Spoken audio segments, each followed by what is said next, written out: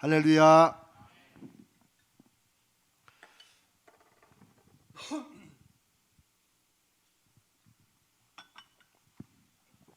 우리 지난주에 이어서 오순절 성령 강림에 이제 지난주에는 교회적인 의미를 우리 함께 나누고 마쳤죠. 기억나세요? 가장 큰 것은 오순절 이전에는 이방인들에게 그리스도의 복음, 하나님의 말씀이 전해지는 것을 생각지도 못했어요. 이들은 이방인들과 안 만나는 것이, 접하지 않는 것이 자기들의 믿음을 지키는 것이라고 생각했어요. 그런데 예수님이 오시고 말씀을 전하시고 그리고 성령이 임하시자 너희는 예루살렘과 온 유대와 사마리아와 땅 끝까지 이르러 이 복음을 전하라고 했을 때 그 땅 끝이 이방인들을 포함하는 이방인들의 복음을 전하라는 주의 말씀이라고, 그것을 깨달았다고 지난주에 말씀을 나눴습니다. 왜냐하면 그렇지 않았으면 이들은, 유대인들은 어떻게 생각했겠어요? 땅 끝까지 흩어져 있는 유대인들에게, 아브라함 자손들에게 하나님 말씀을 전하라고 이해를 했을 것이에요. 그러나 성령이 임하시고 나자 실제 초대교회에 처음 생긴 교회들의 어떤 역사가 나타나요? 성령께서 강권하여 이방인들에게 복음을 전하게 하시는 그런 증거가 나타나기 시작하죠. 그래서 그것을 안 하려고 예수는 믿지만 그래도 내가 꼭 이방인들에게 나가야 되나라고 생각하는 그런 갇힌 마음들, 이런 제한된 믿음을 가지고 자기들의 오랜 전통 아래 매여 있던, 그 중에 대표적으로 베드로부터 성령께서 막 강하게 밀어붙이시죠. 위에서 막 바구니가 내려오는 환상도 보여주시고 고넬료 집까지 가고, 이런 말씀을 나눴습니다. 오늘은 오순절 성령 강림에 이제 신앙적인 의미, 그때나 특별히 오늘 우리들에게나 오순절에 내리신 성령의 역사하심의 의미가 무엇인가를 한번 살펴보고 기도합니다. 한마디로 요약하면 예수 믿는 모든 사람들과 영원히 함께 하시고 동행하신다는 약속을 성취하시는 게 바로 오순절 성령 강림의 신앙적인 의미입니다. 한 번 더 말씀드립니다. 예수 믿는 모든 사람들과 영원히 함께 하시고 동행하시겠다는 약속을 성취하신 거다. 잘 기억하세요. 제가 이제 성경 구조를 제가 그동안 많이 설명을 했으니까, 성령님이 오시고 성령께서 역사하시고 하나님께서 우리에게 약속하신 이런 일들이 오순절의 성령 역사와 얼마나 깊은 관련이 있는가를 제가 말씀을 통해 제가 쭉 몇 구절을 읽겠습니다. 먼저 마태복음 1장 23절에 보라, 처녀가 잉태하여 아들을 낳을 것이요 그의 저기 써있네. 그럼 같이 읽으면 좋겠죠. 같이 읽습니다. 시작. 보라, 처녀가 잉태하여 아들을 낳을 것이요 그 이름은 임마누엘이라 하리라 하셨으니, 이를 번역한즉 하나님이 우리와 함께 계시다 함이라. 이 말씀이 왜 중요해요? 예수님이 태어나셨을 때 그 예수님은 무엇을 성취하러 오신 거예요? 임마누엘을 성취하러 오신 거예요. 성취했다는 건 뭐예요? 그 전에 이미 약속되어 있다는 거죠. 저 창세기서부터 하나님께서 함께 하시는 하나님이라는 것을 에덴 동산에 아담과 하와를 두시고 그것을 보여주셨는데, 범죄로 말미암아, 죄로 말미암아 멀어졌던 하나님 자녀로 있다가 마귀에게로 가버린 사람들을 다시 부르시기 위해서 하나님은 여전히 부르셨는데 그 약속을 드디어 예수님을 통해서 이루어 주셨습니다. 임마누엘, 하나님이 우리와 함께 하시다. 다른 말로 하면 우리와 함께 하시는 하나님. 엘, 하나님인데 어떤 하나님이요? 임마누, 우리와 함께 하신다. 그 다음에 마태복음 18장 20절. 그 다음에 있어요? 읽습니다. 아닌데? 그거는 없구나. 자, 제가 읽겠습니다. 마가복음, 미안합니다. 마가복음 3장 14절. 네, 그 순서대로 해주세요. 읽습니다. 시작. 이에 12를 세우셨으니 이는 자기와 함께 하시고 또 보내사 전도도 하며. 우리가 제자 훈련할 때 이 구절을 굉장히 중요하게 생각합니다. 왜냐하면 예수님이 특별히 12명을 세우신 이유는 이스라엘의 12지파를 대표하여 온 이스라엘 대표로 하나님께서 부르신 의미도 있고 또 실제적인 의미는 뭐예요? 자기와 함께 있게 하신다. 제자 훈련의 핵심은 우리가 함께 있는 것만이 아니고 우리가 주님과 함께하고 있으면서 그분의 말씀에 따라 자꾸 전도도 하고 병도 고치고 이러듯이 실제로 실천하고 훈련하는 거예요. 여기도 함께 하는 게 중요하죠. 그 다음에 마태복음 18장 20절. 자, 읽습니다. 시작. 두세 사람이 내 이름으로 모인 곳에는 나도 그들 중에 있느니라. 예수님이 약속하신 거예요. 두세 사람은 우리가 사회, 그냥 개인 관계가 아니라 이렇게 조금 공적인 모임이라고 하는 최소의 단위가 2명이 모이거나 3명이 모이는 거예요. 성경에서도 누군가의 어떤 일에 대해서 증인을 세울 때 최소한 2명, 1명은 증인이 안 돼요. 그러나 2명, 또 중요한 일에서는 3명을 세워요. 최소의 단위예요. 그런데 두세 사람, 아주 적은 숫자의 사람들일지라도 주님의 이름으로 모인 곳에는 주님도 함께 계신다. 그냥 함께 계신다고 생각하고 해라, 그 말이 아니에요. 주님이 그렇게 함께 있겠다고 약속하신 거예요. 저 약속은 예수님이 이 땅에 계실 때는 약속이 안 지켜지죠. 그렇죠? 어떻게 있겠어요? 이쪽에 두 사람, 저쪽에 두 사람, 갈릴리의 한 그룹, 저 사마리아의 한 그룹, 예루살렘 한 그룹, 어떻게 가겠어요? 전 예수님의 약속이에요. 그 다음에 마태복음 28장 20절 읽습니다. 시작. 내가 너희에게 분부한 모든 것을 가르쳐 지키게 하라. 볼지어다 내가 세상 끝날까지 너희와 항상 함께 있으리라 하시니라. 마태복음의 제일 마지막, 이제 승천하시기 직전에 제자들에게 주시는 약속이에요. 내가 너희에게, 제자들이 나와 함께 있을 때 했던 그런 믿음 없는 거 말고 제대로 성령이 오시면 그 성령 안에서 이렇게 해라. 그러면서 예수님의 약속은 뭐예요? 내가 세상 끝날까지 너희와 항상 함께 있다. 계속 지금 같은 말씀이 반복되죠. 핵심이 뭐예요? 함께 하겠다. 내가 너희 중에 있겠다. 계속 말씀하세요. 그 다음에 요한복음 14장 12절 읽습니다. 시작. 내가 진실로 진실로 너희에게 이르노니 나를 믿는 자는 내가 하는 일을 그도 할 것이요 또한 그보다 큰 일도 하리니 이는 내가 아버지께로 감이라. 이 말씀은 제자들이 예수님이 자꾸 어디를 가신다고 하니까 요한복음 14장에 이제 이게 마지막 성만찬에서 하셨던 말씀을 쭉 모아놓은 거예요. 근데 자꾸 가신다고 떠난다고 하니까 분위기가 좀 싸늘해졌어요.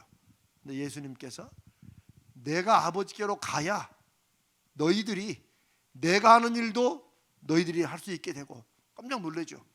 지금까지 예수님이 하는 거를 도와드리는 것도 아니고 구경만 했어요. 보기만 했어요. 그냥 무슨 일인지도 모른 채. 나중에 성령이 저들에게 임하시자 예수님께서 보기만 했던 일들이 무슨 일이었는지를 이들이 확신하게 됩니다.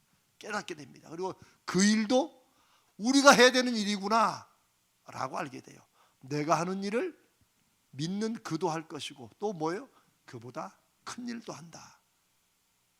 내가 아버지께로 가기 때문에 이런 일이 가능하다.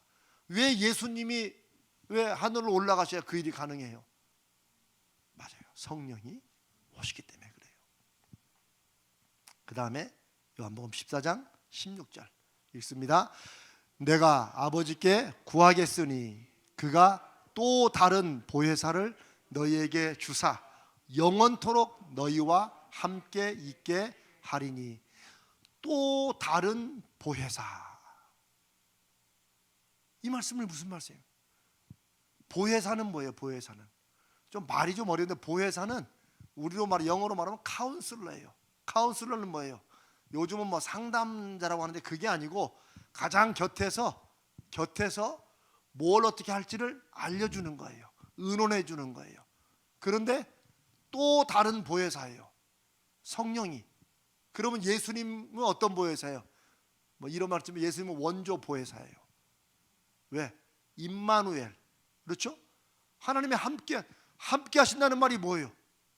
그냥 함께 있어 너는 너 나는 나 이게 아니잖아요. 같이 곁에 붙으면 예수님이 함께 있도록 하면서 하나님의 나라의 일을 행하시면서 저희들에게 보게 하시고 이렇게 하는 거예요. 이게 제자들에게 알려주세요. 그런데 이제는 예수님이 아니라 이후에는 뭐예요? 또 다른 보혜사를 예수님이 하나님께 구한다는 거예요. 그리고 그 보혜사가 오셔서 뭐예요?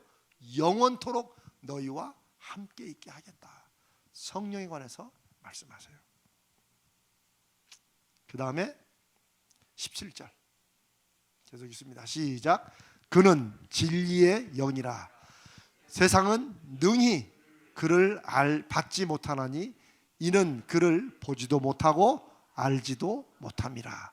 그러나 너희는 그를 아나니 그는 너희와 함께 거하시며 또 너희 속에 계시겠습니다.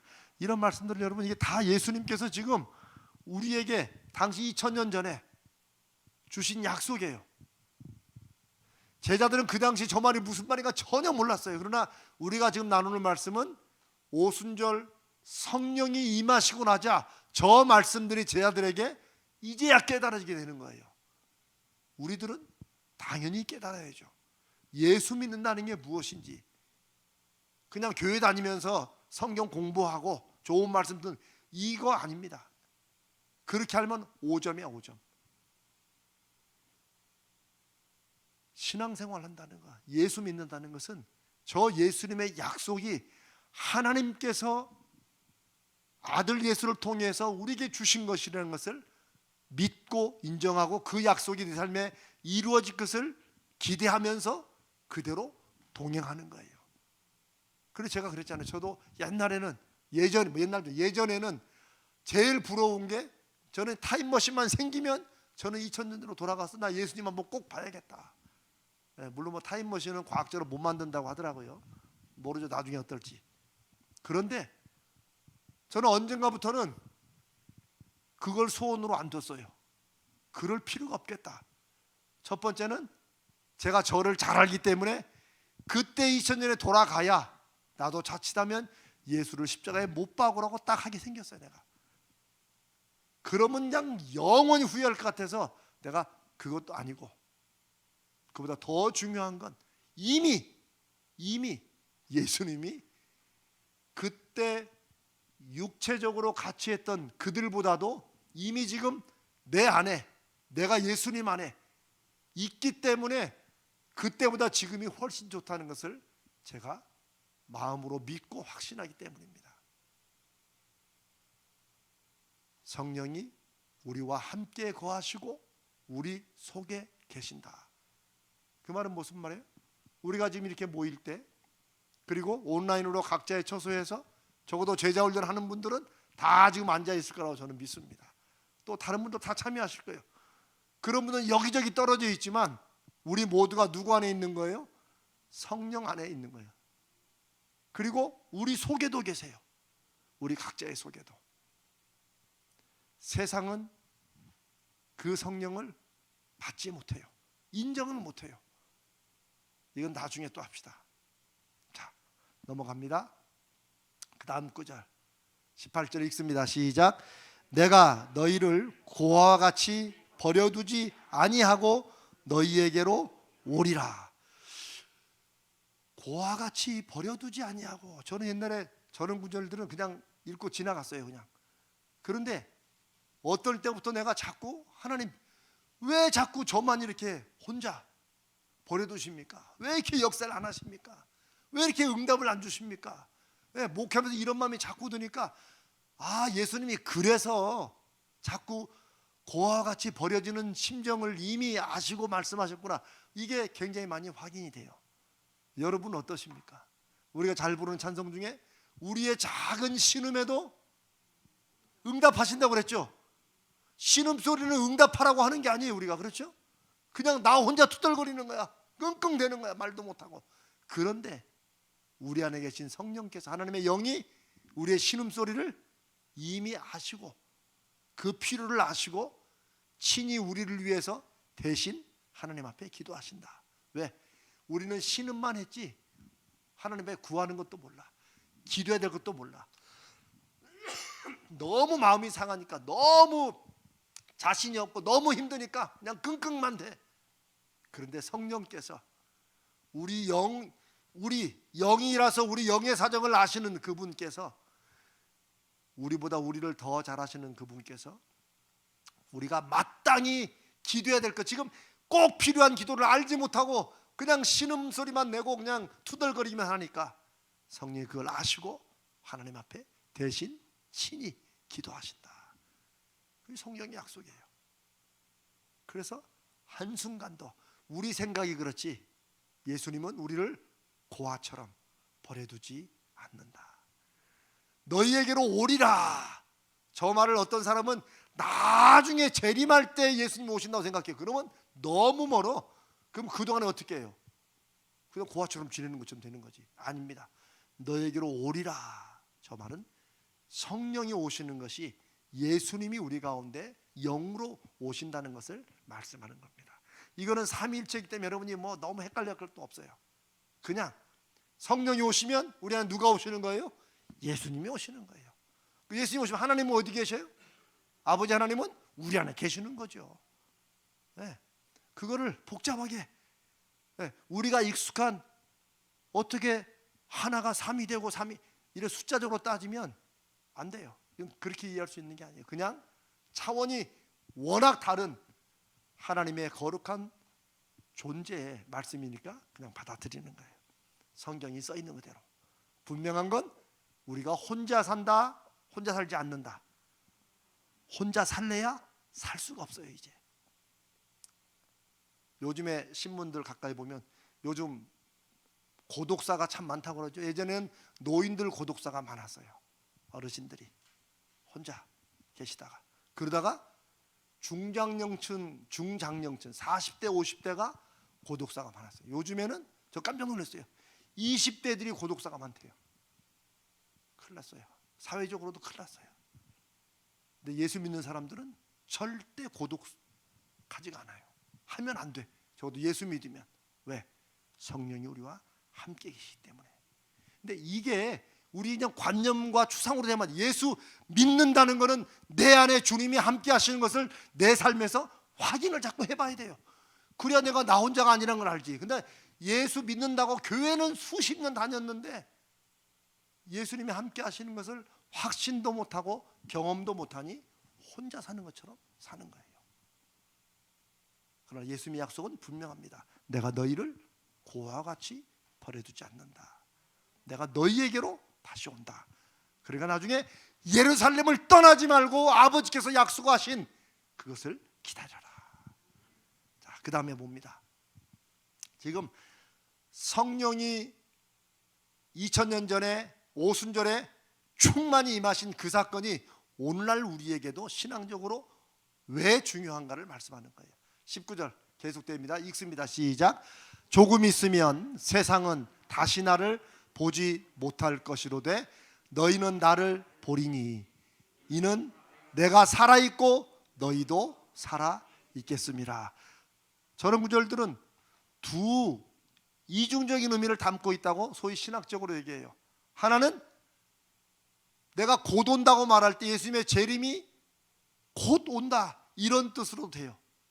그러나 그것만이 아니고, 그러면 지금 2000년 동안 그러면 주님이 안 오셨고 앞으로 언제 올지 모르는데, 그 말씀과 함께 뭐예요? 성령으로 우리와 함께 하실 거라는 약속을 주신 거예요. 세상은 다시 나를 보지 못하지만 우리는 어떻게 주님을 봐요? 주님이 어떻게 살아있어요? 어떻게 살아있어요? 거룩한 영으로 우리 안에 살아계신다는 거예요. 이런 말씀들을 우리가 이게 진짜 그런 말이야? 이렇게 의문을 가지고라도 말씀을 다시 봐야 돼요. 주님의 약속이니까. 그 다음에 또 읽습니다. 시작. 그날에는 내가 아버지 안에, 너희가 내 안에, 내가 너희 안에 있는 것을 너희가 알리라. 예수님이 지금 십자가에 죽으시기 전에 부활할 것도 말씀하시면서, 부활하시고 난 다음에 성령이 임하시고 나면 내가 아버지 안에, 너희가 내 안에, 저 예수님이 계속 하셨던 말 아니에요. 그렇죠? 내가 하는 말이 내가 그냥 하는 말이 아니다. 아버지께서 내 안에 계셔서 하시는 말씀이다 라고 얼마나 많이 했어요. 그런데도 제자들과 다른 사람이 못 믿으니까, 그러면 내가 요나의 표적을 마지막으로 보여주겠다. 내가 3일 만에, 내가 고난을 당하고 십자가에 죽은 다음에 3일 만에 다시 살아날 것이다. 그리고 그렇게 되면 그날에 부활은 하셨는데 제자들이 그걸 깨달았어요? 못 깨달았어요? 몰랐죠. 네, 몰랐죠. 여기서 그날에는 말은 부활만이 아니고 성령이 임하시고, 성령 안에서 드디어 예수님이 하신 말씀과 하신 모든 일을 깨달아지면, 예수님이 아버지 안에, 우리가 예수님 안에, 예수님이 우리 안에 있는 것을 이제 알게 되는 거예요. 이게 2000년의 제자들에게만 주신 약속이 아니고 모든 성경 말씀은 우리야 2000년이 있고 4000년 전이 있지만 하나님께는 시간이 의미가 있습니까? 없습니까? 없습니다. 이제 이게 우리의 이걸로는 잘 이해가 안 되죠. 시공을 초월한다라고 우리가 말은 많이 해요. 하나님께는 시간도 공간도 없으시다. 그러면 그 말씀을 진짜로 믿어요. 우리는 이쪽이 2000년 전이면 지금이 현재고 요게 미래로 보지만, 우리는 여기 큰 낙이 있는 것 같지만 하나님 편에서 볼 때는 이게 다 지금 일어난 일이에요. 하나님은 죽은 자의 하나님이 아니요, 살아있는 지금. 하나님께 중요한 건 지금이에요. 지금. 내가 나중에 순종하겠습니다. 지금 하는 거예요. 지금. 그 다음에 봅시다. 자, 요한복음 16장 7절 한번 더 읽습니다. 시작. 그러나 내가 너희에게 실상을 말하노니 내가 떠나가는 것이 너희에게 유익이라.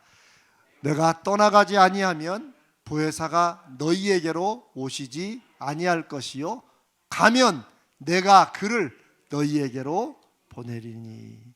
계속해서 지금 성령께서 말씀하시는 거예요. 성령에 관해서. 사랑하는 여러분, 오순절 성령이 임하시는 그 사건의 중요한 우리들의 신앙생활에, 우리에게 신앙적으로 중요한 의미는 드디어 예수님이 함께 하시는 임마누엘 하나님, 임마누엘 되시는 하나님의 역사를 이제는 누구에게나, 믿는 누구에게나 언제나 어느 때나 동행하시고 이루신다는 것을 성취하신 것입니다. 지금 우리의 삶에서 예수 믿는 우리에게 가장 중요한 건 뭐예요? 예수님이 우리와 함께 하신다는 거예요. 2000년 전에 이 세상에 사람으로, 아기로 오셔서 성장하시고 3년을 잠깐 사시면서 메시아의 사역을 하시고 십자가에 죽으시고 부활하신 그 주님이 승천하셔가지고 이제 어디 안 계셨다 나중에 오시는 게 아니고, 그분이 지금 그때 했던 그 예수님보다 어쩌면 더 생생하게 이제는 내 안에, 내가 주님 안에 그렇게 계신다는 거예요. 이 사실이 우리의 신앙생활을 완전히 새롭게 바꾸는 의미가 됩니다. 이거를 확신하고 그리고 알 뿐만 아니고 삶에서 자꾸 경험해야 예수님의 이 말씀이 정말 그대로 되는구나 라고 되는 것이지, 머릿속에만 두고 알고 있어야 금방 잊어버립니다. 성령이 오시는 것이, 오순절 성령 강림이 우리에게 너무나 중요한 것은 이후로 예수님의 부활과 승천과 성령 강림으로부터 시작되는 소위 교회의 시대. 교회는 뭐예요? 건물이 아니고 예수를 구주로 고백하는 사람들의 모임, 에클레시아라고 불렀던 이유는 뭐예요?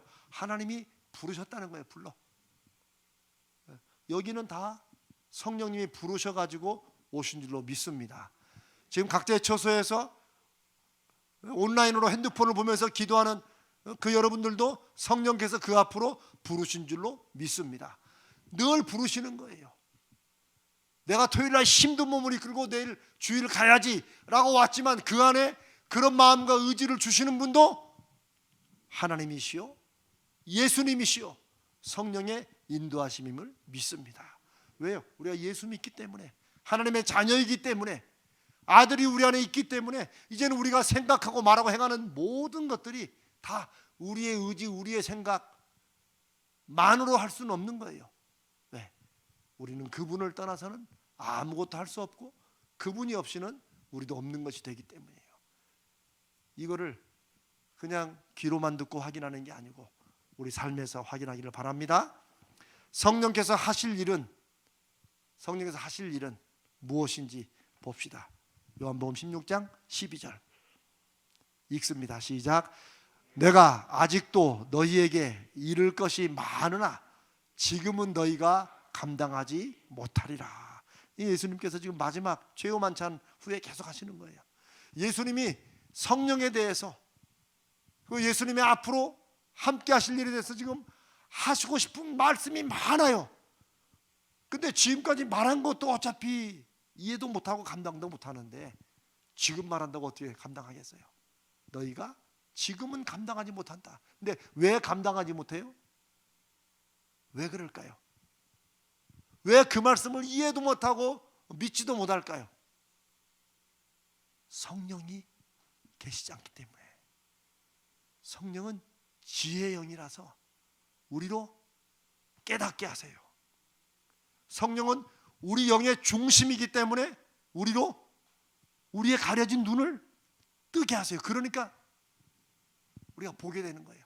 제가 여러분과 많이 기도하는 거, 하나님 믿음의 눈을 열어 주시옵소서. 믿음을 갖고 살지만 눈이 안 열리니까 계속 보는 것만 보는 거예요. 비슷한 상황이 처하면 저도 역시 또 똑같은 상황 때문에 또 애태우는 거예요. 그러나 믿음으로 눈이 열리면, 믿음으로 보면 하나님의 일하시고 역사하시는 그 표적을 보게 되는 거예요. 그 일을 하시는 분이 성령이시고, 성령이 임하시면서 믿고 구하고 순종하는 자들에게 그런 역사가 나타나는 거예요. 그러나 그전에는 감당을 못해요. 그 다음 절 봅시다. 13절 시작. 그러나 진리의 성령이 오시면 그가 너희를 모든 진리 가운데로 인도하시리니 그가 스스로 말하지 않고 오직 들은 것을 말하며 장래일을 너희에게 알리시리라. 저기서 들은 것은 성령님이 예수님께 듣고 하나님께 들었다. 마치 예수님도 그냥 본인 생각을 혼자 말씀하시는 게 아니고 아버지께서 주시는 말씀을 전했듯이 성령도 임으로 하시는 게 아니라는 거예요. 우리가 성령을 의지하고 믿을 수 있는 이유 중에 하나는 뭐예요? 성령이 하시는 모든 우리 마음속에 떠오르게 하고 생각나게 하고, 제가 그랬죠? 예수 믿는 사람들은 마음의 중심이 안 믿는 사람들과 이젠 다르다. 우리 안에 뭔가 생각이 떠오르거나 느낌이 오거나 뭔가 깨달아지거나 이 모든 게 성령의 인도하시는 증거로 볼 수 있다. 100%는 아닐 수 있지만 그건 여러분들이 자꾸 확인해 가야 돼요. 그걸 여러분이 경험하셔야 돼요. 성령은 진리의 성령이에요. 우리를 진리 가운데로 인도하시고 스스로 말하지 않는다. 예수님 하신 말씀 같아요. 내가 그냥 하는 말이 아니다. 이 말과 똑같은 말이에요. 왜? 성부, 성자, 성령이 삼위일체가 되어 믿는 사람들을 통해서 역사하시기 때문입니다. 아멘. 꼭 기억하셔야 됩니다. 오늘 우리도 성령님의 역사 없이는 하나님의 말씀을 듣기는 듣고 머리로 지적으로 오늘 이 구절이 이런 뜻이구나.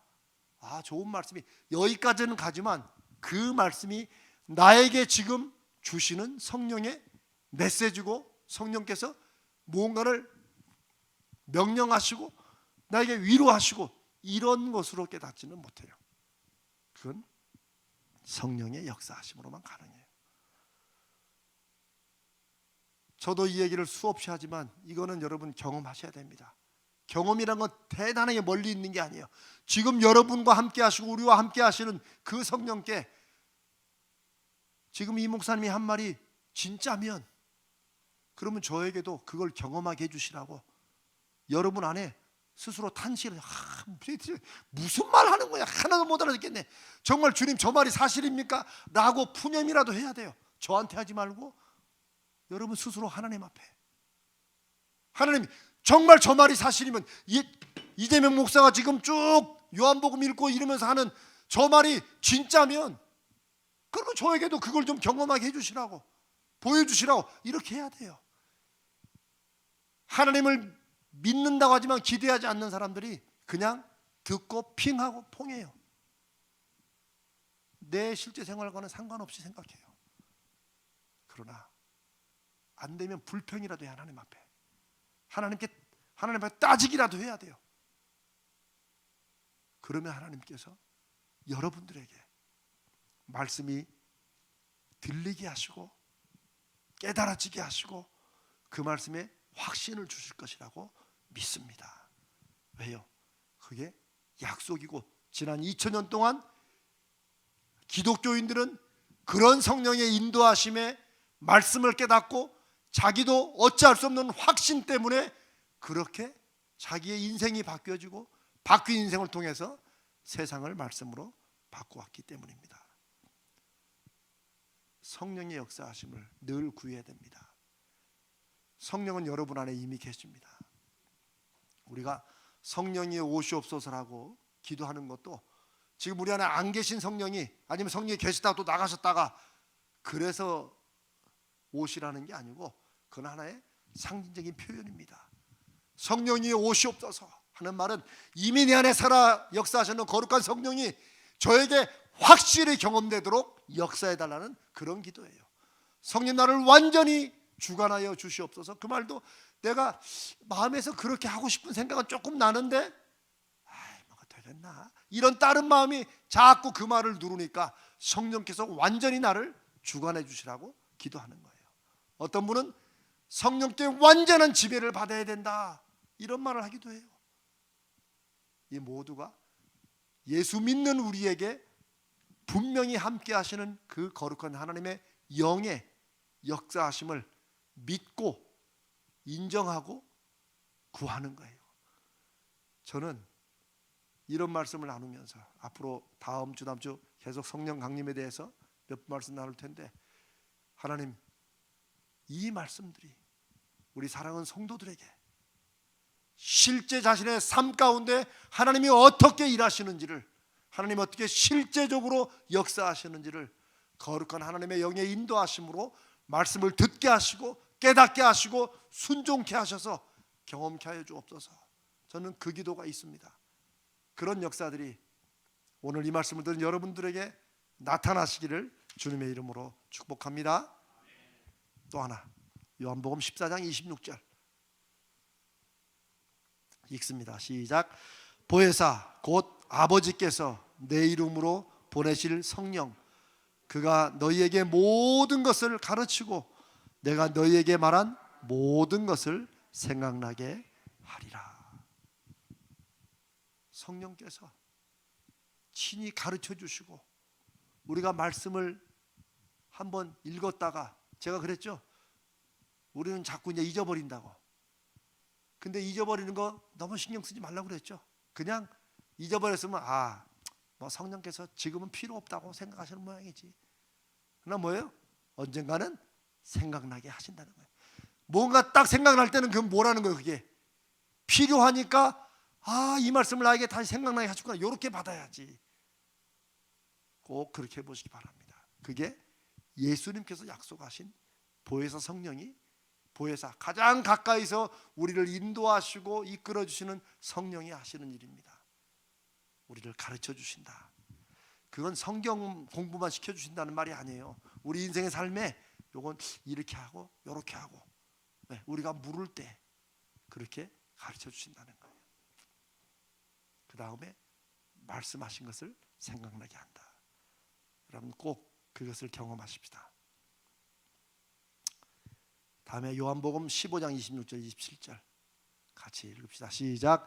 내가 아버지께로부터 너희에게 보낼 보혜사 곧 아버지께로부터 나오시는 진리의 성령이 오실 때 그가 나를 증언하실 것이요 너희도 처음부터 나와 함께 있었으므로 증언하느니라. 성령이 임해야 그 성령을 받은 사람들이 누구를 전하는 거예요? 누구를 증언하는 거예요? 예수님에 대해서 증언하는 거예요. 전도 폭발도 훈련이 강력해서가 아니라 성령이 그 전도 폭발 공부도 훈련도 하는 사람을 통해서 역사하실 때 예수 그리스도를 전하는 게 강력해지는 거예요. 그냥 그것만 따르르 배우고 외우고 말씀 외운다고 해서 되는 게 아니에요.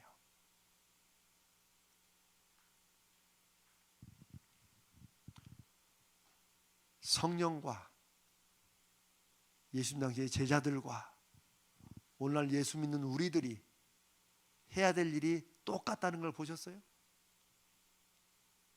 26절 27절에 성령이 하시는 일과 우리와 제자들이 해야 될 일이 똑같습니다.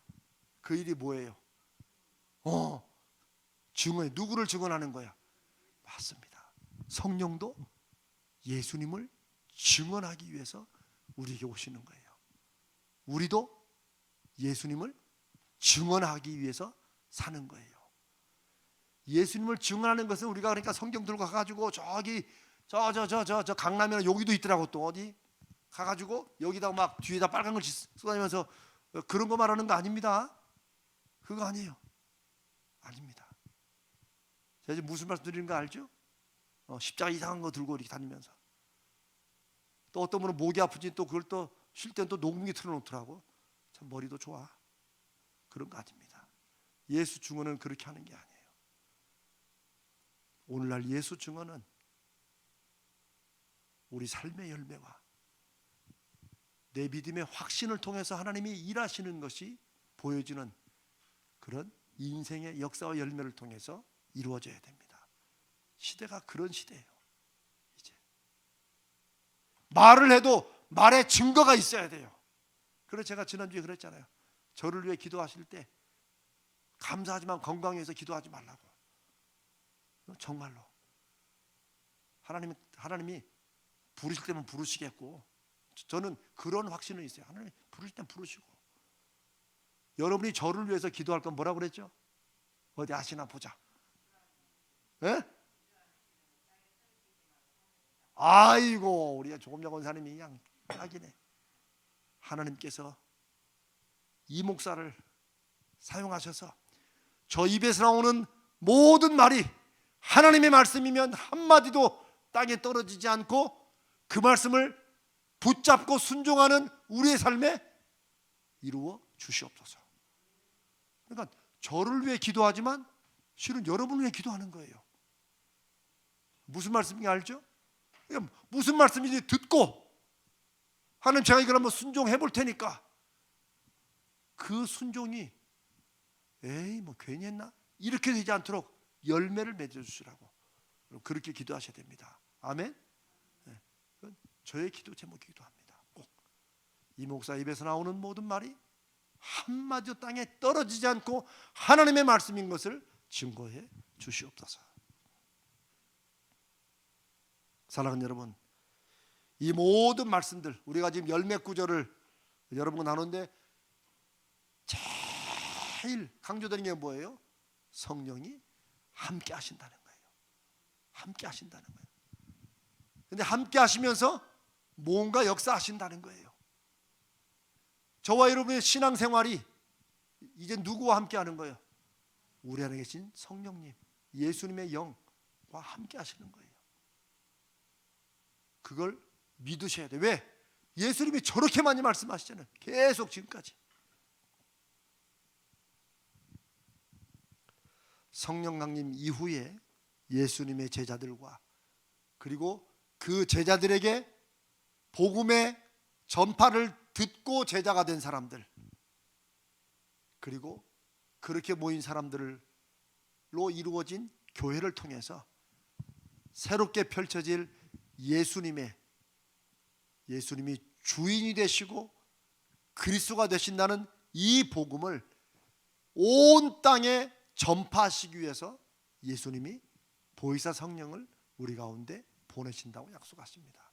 그리고 그 일이 지난 2000년 동안 교회 역사를 통해서, 인류 역사를 통해서 그렇게 증거되어 왔습니다. 모르는 사람들은 그렇게 보고 그냥 인류 역사 중에 교회, 기독교 역사도 있다고 보겠지만 우리는 주님의 약속이 그대로 이루어진 것으로 우리는 그렇게 봐야 됩니다. 우리를 둘러싸고 있는 수없이 많은 허다한 구름 같은 믿음의 선배들이, 믿음의 조상들이, 믿음의 증인들이 함께 있습니다. 우리는 우리만 지금 예수 믿는 게 아니에요. 우리가 예수 믿는 이 믿음의 확신을 가질 수 있는 이유는 우리보다 앞서 살았던 사람들이 그 믿음으로 이 세상을 변화시키고 자신의 삶의 변화를 통해 사람들을 하나님께로 이끌었던 놀라운 기적 같은 표적들을 우리가 듣고 보고 확신하기 때문이에요. 저는